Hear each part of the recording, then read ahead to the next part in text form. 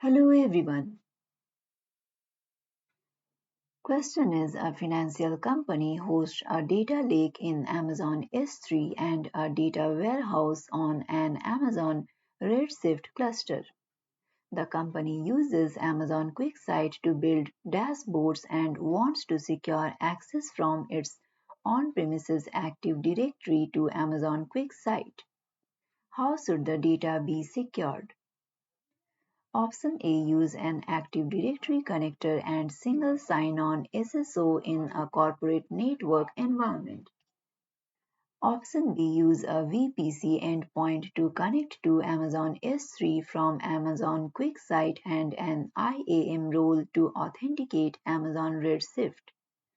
Option C. Establish a secure connection by creating an S3 endpoint to connect Amazon QuickSight and a VPC endpoint to connect to Amazon Redshift. Option D. Place Amazon QuickSight and Amazon Redshift in the security group and use an Amazon S3 endpoint to connect Amazon QuickSight to Amazon S3. Correct answer is option B. Question is a data analyst is using AWS Glue to organize, cleanse, validate, and format a 200 GB data set.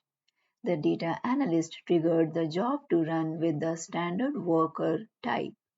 After 3 hours, the AWS Glue job status is still running.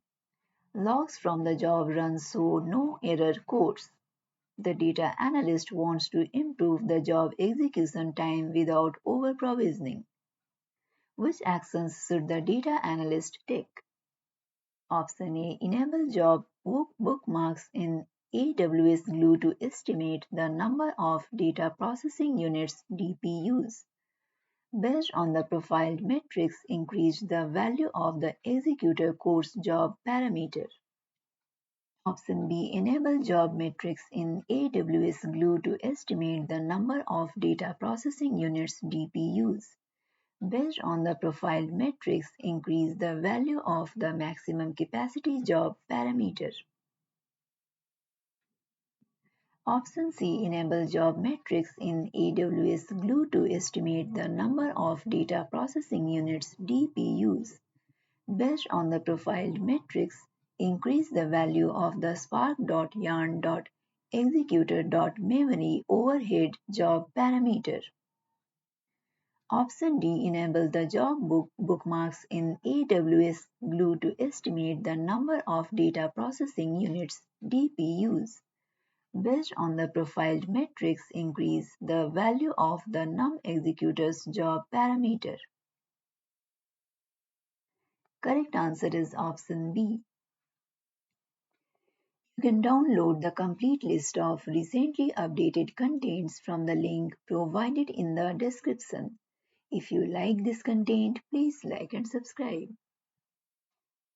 Question is, a manufacturing company has been collecting IoT sensor data from the devices on its factory floor for a year and is storing the data in Amazon Redshift for daily analysis. A data analyst has determined that at an accepted ingestion rate of about 2 TB per day, the cluster will be undersized in less than 4 months. A long-term solution is needed.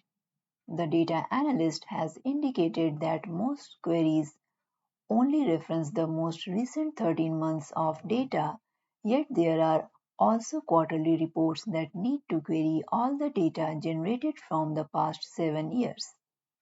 The Chief Technology Officer CTO is concerned about the cost, administrative effort, and performance of a long-term solution. Which solution should the data analyst use to meet these requirements? Option A. Create a daily job in AWS Glue to unload records older than 13 months to Amazon S3 and delete those records from Amazon Redshift. Create an external table in Amazon Redshift to point to the S3 location. Use Amazon Redshift Spectrum to join the data that is older than 13 months. Option B. Take a snapshot of the Amazon Redshift cluster. Restore the cluster to take to a new cluster using dense storage nodes with additional storage capacity.